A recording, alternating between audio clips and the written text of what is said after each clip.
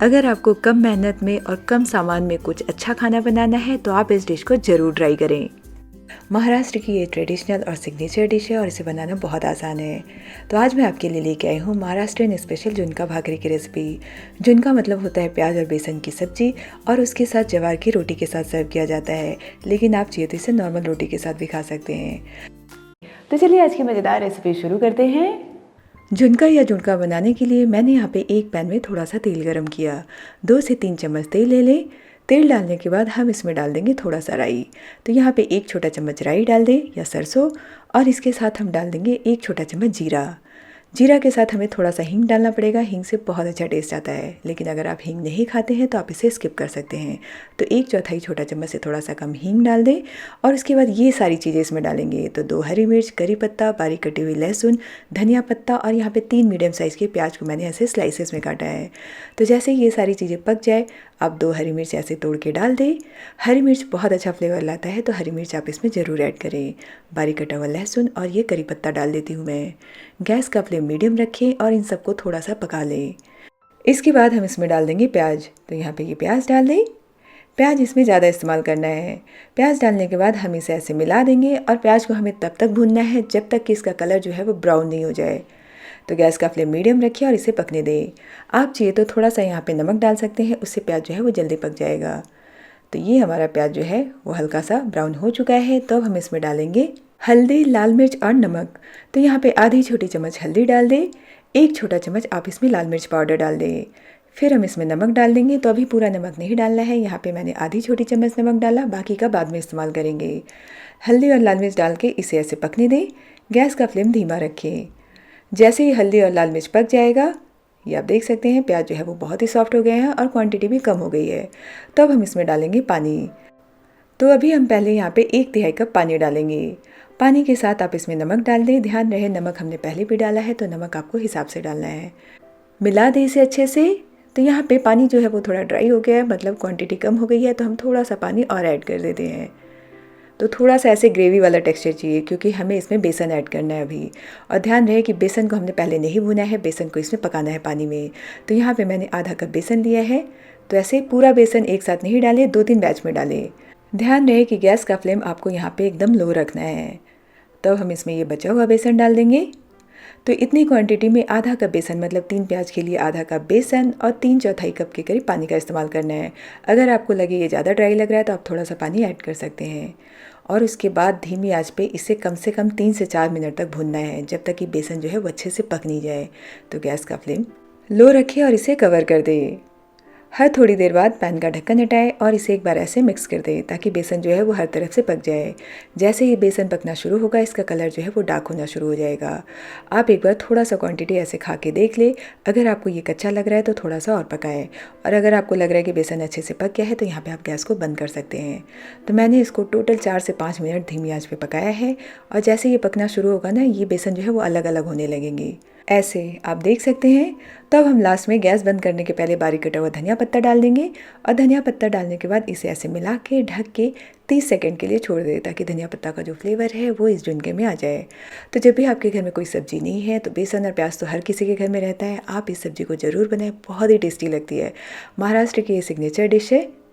तो ये हमारा महाराष्ट्रियन झुनका बनके तैयार है। आप इसे रोटी पराठे के साथ खा सकते हैं, लेकिन महाराष्ट्र में इसे भाकरी के साथ खाते हैं। तो भाकरी बनाने के लिए यहाँ पे मैंने 1 कप ज्वार का आटा लिया है। अगर आपको ज्वार का आटा बनाने आता है तो आप इसे बनाएं, नहीं तो आप इसमें थोड़ा सा गेहूँ का आटा ऐड कर सकते हैं, क्योंकि ज्वार की रोटी सबको बनानी नहीं आती। तो यहाँ पे 1 कप ज्वार के आटे के साथ मैंने 1/4 कप गेहूँ का आटा मिला दिया। नमक डाल दें थोड़ा सा, और इसके बाद दोनों को ऐसे मिक्स करके जैसे आटा गूंदते हैं वैसे गूंद लेंगे।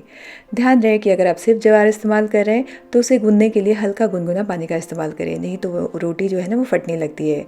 मैं यहाँ पे नॉर्मल पानी इस्तेमाल कर रही हूँ, जो नॉर्मल पीने वाला पानी होता है ना रूम टेम्परेचर पे, वही। और इसे अच्छे से गूंद लें। ज्वार का आटा बहुत जल्दी पानी अब्सॉर्ब करता है, इसीलिए आप इसे ऐसे गूंद के नहीं रखें, इसे तुरंत रोटी या भाकरी बना लें। तो यहाँ पे मैं एक बार लोई बना लेती हूँ। ज्वार या बाजरे की रोटी बनाते वक्त ट्रेडिशनल तरीका इस्तेमाल किया जाता है, मतलब उसमें बेलन नहीं इस्तेमाल करते हैं, बस हाथों से ऐसे घुमा घुमा के उसे पतला कर लेते हैं। आप चाहिए तो 2 प्लास्टिक का बैग इस्तेमाल करें, बैग नहीं, जो पॉली बैग आता है ना, उसको कट करके वॉश करके उसके बीच में ये लोई रख के आप उसे रोल कर सकते हैं, तो भी वो फटेगी नहीं। या फिर ऐसे नीचे थोड़ा सा ज्वार का आटा या गेहूं का आटा डाल के हाथों से ऐसे रोल कर ले। अगर आपको ये आता है तो आप ऐसे करें घुमा के, और नहीं तो आप इसे बेलन से ऐसे रोल कर ले।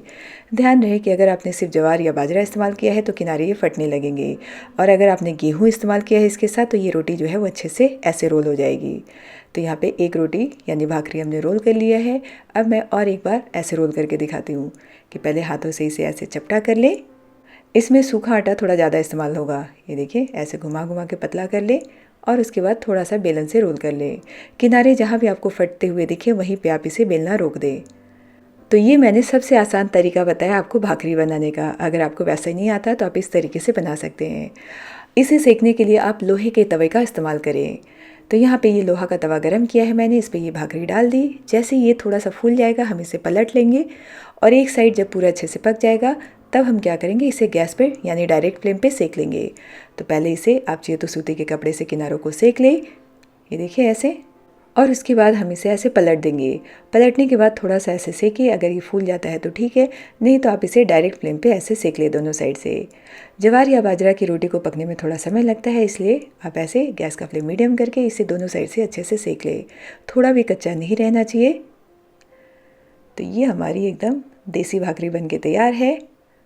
और यहाँ पे मैंने आपको बहुत ही आसान तरीका बताया है, लेकिन अगर आपके पास लोहे का तवा नहीं है तो आप इसे नॉन स्टिक पे भी बना सकते हैं। ये देखिए जैसे रोटी या चपाती बनाते हैं ना, वैसे ही बनाना है। तो हमने इसमें जो गेहूं का आटा इस्तेमाल किया है ना, उसकी वजह से ये इतनी आसानी से बन जा रहा है, नहीं तो इसे बनाना थोड़ा सा मुश्किल होता है। और यहाँ पे ये देखिए ये फूल भी गया है। तो अगर आपके पास डायरेक्ट फ्लेम वाला गैस नहीं है तो आप इसे नॉन स्टिक पे या नॉर्मल तवे पे ऐसे बना सकते हैं, लेकिन अगर आपके पास है तो आप इसे थोड़ा सा ऐसे डायरेक्ट फ्लेम पे सेक ले। उससे क्या होता है ना, वो देसी वाला जो स्मोकी फ्लेवर आता है वो इसमें आ जाएगा। तो ये हमारी दूसरी भाकरी भी बनके तैयार है। अब मैं आपको ट्रेडिशनल तरीका दिखाती हूँ कि इसे कैसे बनाते हैं लोहे के तवे पे। तो यहाँ पे लोहा का तवा मैंने वापस गर्म किया है। जिस साइड ज़्यादा सूखा आटा लगे ना, उस साइड को ऊपर रखें और प्लेन वाला नीचे, और इसके ऊपर हथेलियों से ऐसे पानी लगा दें। पूरा ऊपर का पार्ट जो है वो गीला हो जाना चाहिए, बहुत ज़्यादा पानी नहीं लगाना है, बस जो वाइट पार्ट आटा का है उसे कवर कर दें। ये देखिए गैस का फ्लेम आपको मीडियम रखना है या हाई रखना है। जैसे ये नीचे से थोड़ा सा पक जाए, मतलब ऊपर बबल्स दिखने लगेंगे, आप इसे चिमटे से ऐसे पलट दें, और उसके बाद नीचे वाले पोर्शन को पूरा पका लें, और इसे पलट के आप डायरेक्ट फ्लेम पे सेक लें। तो ये हो गई ट्रेडिशनल भाकरी। तो यहाँ पे झुनका भाकरी बन के तैयार है। अब हम चलते हैं सर्विंग के प्रोसेस में। तो सर्व करने के लिए यहाँ पे मैंने ये झुनका रखा, इसके साथ हम रख देंगे थोड़ा सा अचार। तो मैं यहाँ पे लहसुन और हरी मिर्च के अचार रख रही हूँ, इसके साथ थोड़ा सा प्याज और हरी मिर्च एकदम देसी स्टाइल में, और उसके साथ ये भाकरी। तो भाकरी अगर बड़ी हो तो उसे आप तोड़ के ऐसे सर्व करें। तो आप इस महाराष्ट्र की फेमस थाली की रेसिपी को ज़रूर ट्राई करें, ये आपको बहुत पसंद आएगा। उम्मीद करती हूँ कि आज की रेसिपी आपको पसंद आई होगी। अगर रेसिपी ट्राई करने के बाद पसंद आए तो वीडियो को लाइक और शेयर जरूर करें, और मेरे चैनल को सब्सक्राइब करना ना भूलें।